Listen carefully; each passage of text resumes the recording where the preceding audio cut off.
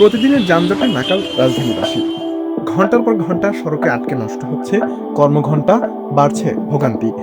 এই সমস্যা কমাতে এবার ঢাকার গুরুত্বপূর্ণ মোড়গুলোতে যুক্ত হচ্ছে আধুনিক প্রযুক্তি।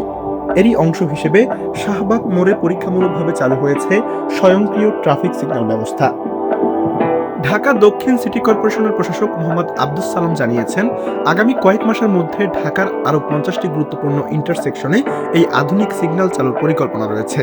এর মধ্যে ডিএসসিসির আওতাধীন ২২টি মোড়ে দ্রুতই ব্যবস্থা চালু করা হবে। নতুন সিগন্যাল ব্যবস্থায় সন্তুষ্ট পথচারী ও চালকেরাও। তাদের মতে, রেড সিগন্যাল হলে সবাই স্বয়ংক্রিয়ভাবে থেমে যাচ্ছেন, আর সবুজ বাতি জ্বললে আবার চলাচল শুরু করছেন। এতে আইন মানার প্রবণতা বাড়ছে। তবে প্রযুক্তির এই ব্যবস্থার সফলতা নিয়ে কিছু চ্যালেঞ্জের কথাও বলছেন বিশেষজ্ঞরা।